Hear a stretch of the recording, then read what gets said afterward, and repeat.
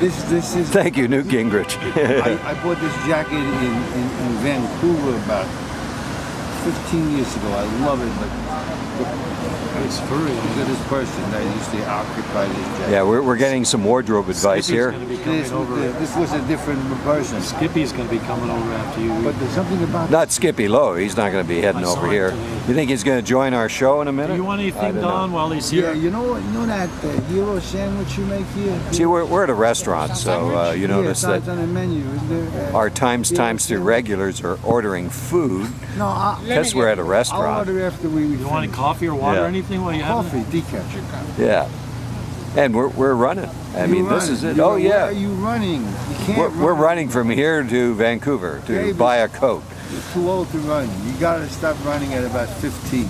Oh, okay. That's a deal. I'll stop running. Like a 16-year-old kid running after a bus. I can't do that anymore. After I did this movie, Bad Girls, I'd done a lot of walking, and I tried to run after a bus, and I found out something was separated in my knee, and I went to the doctor. He said, you have arthritis there, so I can't run anymore. Arthritis, they can't do nothing about it. That's getting old. That's arthritis. Okay. That's all it means. Warm it. Sometimes my knee aches. But you were an athlete. You must have taxed those muscles beyond reason. You were a third baseman? I played third and short. So your right socket must be totally destroyed. Yeah, from throwing those fastballs. The only thing, my knees. Throwing it. Okay. My back gets sore. How about you? I'm in exemplary shape. I'm ready for the Olympics, and I have my lawyers suing. Yeah, it's coming up, the Olympics, and they don't want to have an 80 Olympics for 80-year-olds, just for 80 to 90. I got a laugh out of my heart doctor the other day. She gave me a good prognosis, and I says, I live to die another day, and she chuckled. I live to die another day. That's interesting. Yeah. Remember that movie? You'll always live to die another day, right? Except for the last one. You don't want any guarantees on that either, you know. You say, let's do it another day, okay? Could you imagine if the Grim Reaper, whoever it is... Who's the Grim Reaper, you know? Was like a reasonable guy, you know? They say, let's not do it now. You know, we're having a nice dinner. He says, no, I can't. Are you kidding? I got, look at the appointments I got. I got people I got to visit. It's a long list. We got to keep us. One more day, I'll live to die. Another day. What wasn't that? He wasn't home. I couldn't find him. You know? Oh. Otherwise, I would have killed him. Yeah. Thank you, Juan. Muchas gracias, señor. Todo español. You know what's great about America and about our lives? Someday you don't feel good, like you're one funk under groove. The next day you wake up, it's a new day. You have hope. You live again. One funk under groove? One funk under a groove.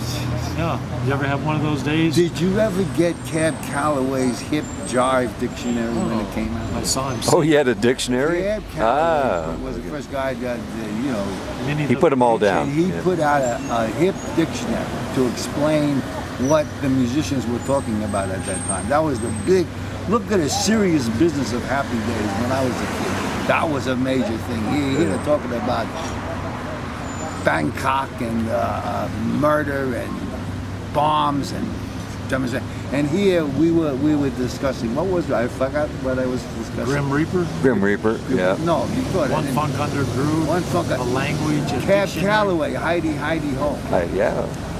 And I got it, man. It was great. We explained what a hip cat was, and what jive meant, and what a square is. What's the difference between hip and hep? Hep and hip. A hip guy don't say hep. Yeah. Do you ever say hep? No, I was never hip. I'm hip to that. Although it took a lot of guts in that era, when I think about it, to like slip in a word or two. Yeah, man. To hear yeah, man, they may associate that with marijuana. And marijuana at that time was like the atom bomb. You were the worst of all the society. You smoked and you bombed me. Yeah, bomb. You know, my wife and I went to a small press book festival, and so this black woman, as we walked by, she looks at it, she said, "You the bomb. You the bomb." That's a positive thing. That's a big thing now. Yeah. You the bomb. Yeah, but it only works when she says it. I mean, you can't say it back to her. It just doesn't Well, you know, fit right. You know, I was just listening to Randy Roach, the screaming maniac Oh, yeah, on the yeah. radio, and evidently Obama, at a speech, well, before the speech, he mentioned Al Green, Reverend Al Green, Oh, yeah. and sang his song, and he's got a great voice. Obama has a good voice? Obama. Oh, okay. Flipped everyone out. Now she came on. She says, "I don't believe it. I don't believe you." And he sang his song he's known for. Bell? What is the song he's known Much for? Brighter Morning Star? No, Bell? no. That's one of his sing it, and I'll know. I can't remember. You know me. I'm not a great singer. In love with you. She says, I Yeah. couldn't believe the president could sing. She says, can you imagine Mitt Romney singing that song? You know what he would say? Get to the church on time. See, he couldn't sing that song. He couldn't do it. If they had a gun to his head, he could not sing that song the way Obama sang that song. And if you had a gun to Obama's head, he could not sing the song. You're not the going way to this put a guy gun would to sing it. Obama's head. I don't want you to even use No, that well, phrase. I meant it was. I don't want the FBI. I was watching on the debate last night the entrances by the four candidates, remaining candidates. Yes. And there's four guys, all four of them walk like a duck. Yeah, well, they're not. They are so stiff. Well, Santorum must be. He's a young guy, isn't he? Yeah, but he's got a big wide ass and he waddles like got a vest, duck. But got a $100 vest. $100 vest. He waddles like a duck. You Couldn't see him do from the duck behind. walk, Lloyd. He couldn't He couldn't do the Chuck Berry.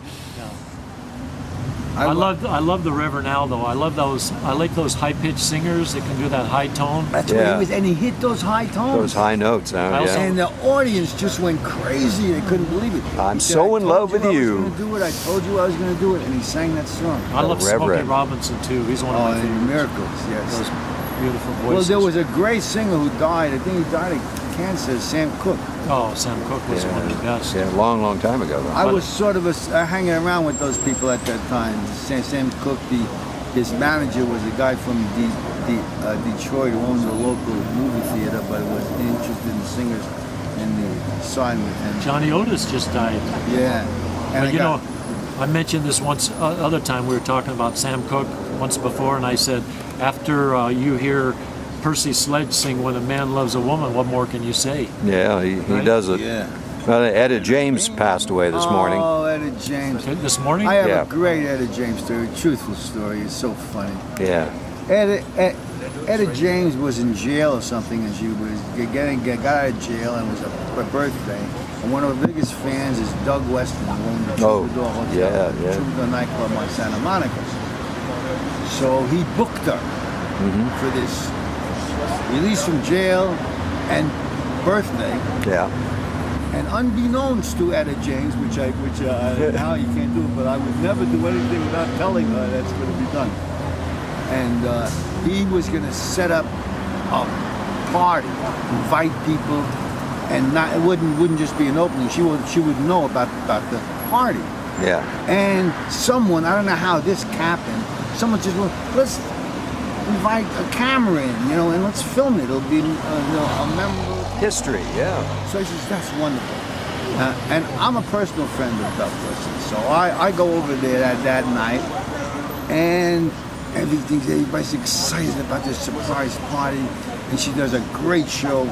She comes off the show, and she sees the video camera hidden behind a thing, and she says, what's going on here? We ain't going to film no show while Eddie sings in a slide and make the money. And you big freak, you. And she's talking to the owner, Doug Weston, who's throwing the party. I knew I couldn't trust you. I should never do business with you. You know goddamn good. Nobody's any good. Nobody appreciates it. And she's screaming and yelling. Finally, somebody got a hold of her. The corner was in heaven. They're having a surprise party. That was a moment to behold, man. He was wrecked. Doug Weston, very successful man, was wrecked, was reduced to nothing, almost to tears. Is he still alive, Doug? No, he's gone. Yeah, He do a lot of coke. he was a great man. Doug was a great man. If you know him personally, he was a wonderful man. I can see why he was so successful. He was anti-establishment. He was homosexual, I think, before they were homosexuals. He was 6'4". He dressed up like Peter Pan, and he had one of the most successful businesses in the country. And I'll tell you one of the reasons why. He would book these guys like Elton John on the way up, and he'd have in their contract, if you score heavy, you still have to come back here and play. Do another concert. That's right? a tactic, but he was a success because he'd find 5 kids who could sing, who had no money, and he put them in his Winnebago buses. He had 2 Winnebago buses in his driveway, and they lived there. And he'd let them rehearse, and he'd believe in them, and he'd put them in the troubadour and little jobs, and he rotated groups like that. He built an army of people profited from this guy. He was a really, really phenomenal man. I remember I used to drive in from Santa Monica on... And he had a swimming pool in his living room. And he was a nudist. And he would sit in that swimming pool with 3 business phones, calling William Morris, all the big agencies. That Bob Dylan don't work for $50,000. I told you that the other night. Now, maybe he'll work another club. My club, he'll get $40,000. Okay, I'm not paying you $50,000 for Dylan. Hold on for a minute. And he was just. And a brilliant businessman. Yeah. Because it's still in existence. It's in existence right now. I don't know when it started. Still there. Still doing great. It's the oldest club in the country, isn't it? I don't think it's successful. It's the only one that survived. Yeah. Remember you drive in from Santa Monica and you'd see that little flower shop right there on the corner of Doheny and Santa Monica? And then over there on Melrose and Santa Monica, when they come together, was a gas station. Yeah. And right Standard Oil. Yeah. And he had another business next to it. He introduced me to Tannis. Wow, that's a great restaurant that is. Oh, yeah. Not like Marco's. Oh, Dan Tannis, yeah. Who's a better actor, Dan Tana or Nikki Blair? I'd say Nikki Blair. Nikki Blair? Probably. All right, now we solved that. Which is a better place to eat, Del Taco or Taco Bell? I can't find any of them. I must live in the wrong neighborhood. Yeah. I love the ads and they're driving me crazy. And I pull out and I never go by a Taco Bell. I don't know where they are. Where are they? You know, I walked on my neighborhood on Where's Hollywood. the nearest Taco Bell here? Santa Monica Boulevard and Highland, La Brea. Can never stick this guy anything. All right, here's David. You should go on one of those quiz shows. On Hollywood Boulevard, I was walking there the other day, and around Hobart, the Sizzler. There used to be a Sizzler. That's gone. The Sizzler. The one on La Brea? No, the one on Hollywood Boulevard around Hobart. That was Hobart. My first Yeah. restaurant when I came out here. Did you play that place? No. Poor actor, but I ate Who it. plays at Sizzler? Ate it. I don't consider it dining any place where you have to go up and give your order and you go and pick it up. Yeah. You know? But it's cheaper and the food wasn't bad. Yeah. It was well, you're working for them. I mean, that's the deal. In my It's a neighborhood, East partnership. Hollywood, there's at least 3 little places that every year they get the best meals under $10. There's a Mexican one, there's an Armenian one, and there's another one. Mexican food is great food. Oh, so I have to say this one thing. Randy Rhodes, she was screaming, yelling. No, I forgot what it is. Go on. Forget me. But you know the Soup Exchange restaurant. I don't know if you have one in your neighborhood. But I couldn't resist. I went in there one day and went to the front desk. Soup Exchange. What is that?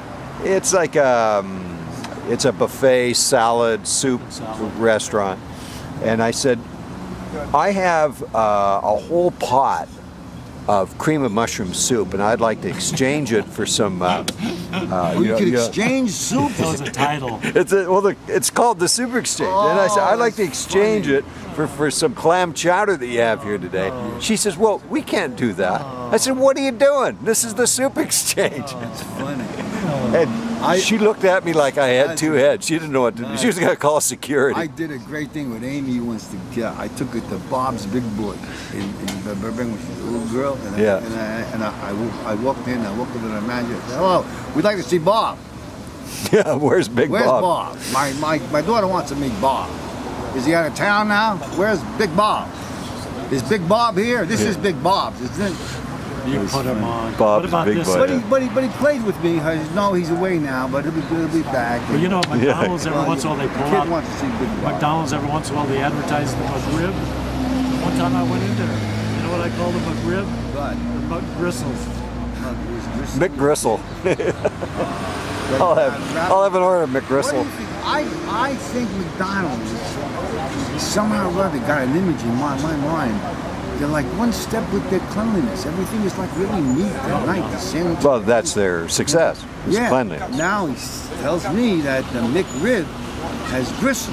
That doesn't fit into my McDonald's concept. Well, that's not the cleansing part. How That's much the money food did Burger processing. King part. pay you to say this on this show? You know one good thing about the plenty. McDonald's on Western and Sunset? You walk in there, all these old Armenian guys hang out there. There'll be 2 or 3 tables. There's music there. Yeah, they play music. Love music. Yeah. There's always one guy that plays something that you I don't like the recognize quarter used to. pounder. I don't eat it there often. Also, I like their hot fudge The sundae. quarter pounder is great. It's so neat. Yeah. Every layer is neat. It's clean. But Well, you know the place I is can't say clean. the same for Burger King. No. Although I broke up Sergio Mendes when the whole bus was driving in the Midwest, and for the first time I see this big sign out that says, "A Whopper, get your Whopper here." Is he talking about me? That was when the Whopper, that was a funny name to have for food. I said, "Come on, let's go get a Whopper." We all went in there. We want a Whopper. I want a big Whopper. There goes Frank Oh, Hanna, that was author of The Cooler. The Cooler. He Oh, wrote it's a The great Cooler. movie, man. Yeah. But in my little town, there was a Want Dairy to play Queen. some cards? Yeah, cool 'em There's down. a Dairy Queen. There's the man that wrote the motion picture The Cooler, And right? he coined the About phrase, Vegas. The Cooler. Yeah, Frank Hanna. It's He's a great- Scottish guy. It's a great name. What a cooler's a guy that stands over you when you're playing cards. And loses And he'll your, make your sure luck. you lose. Make sure you You're winning. lose. If you're winning, he'll come up and put the kibosh Bring on your you. bad luck. Yeah, he's so negative. You know how much money you could make if you were a guy He that- coined the phrase, too. that Yeah. guaranteed bad luck. But then here's luck, what yeah. happened. Once he met the woman, he fell in love with the woman. It went away. It went away. Oh, He became she a was winner. Great woman. She was a great woman too. And getting back to the fast food place, in my little town, there was a place called, they originally called it the Dairy Queen. They had to change it to Where Daisy is your- Queen. where is your Sydney, hometown? Nebraska. Sydney, And they had a Nebraska. thing called the Flying Saucer. I remember that. Ground up meat with peppers and onions, and it would be stapled around the end, kind of. And I love that. It was good. Sandwich. Miss So- your home, man, kid. I don't miss my home. Once Miss your those mother cows dies, in the morning when you get I up. miss trying to tip over the Miss cows. that. So what's the word of the day? Is that true? They tip over cows. Sometimes try. when you They use that try. expression. That's just fun. It's a myth. How is it? A myth? Is that the word of the day? That's what I love about the cow. The cow is 4 feet, a solid city. Okay, we got to come up with the word of The the day. word of the day, yeah, because word we're of at the the day. end. We're over time. Okay, the word of the day I think would be aphrodisiac. Forbearance. Why I said came up with the word? Yeah. Why did you just dismiss it? Aphrodisiac. Say I don't like that word. It don't belong. It don't fit. It's not. So connected. our word of the day is aphrodisiac. Thank you, gentlemen, It's 2 against 1. You lose. and we'll get you next week. Democracy. That's all right. Occupy your brain. That's what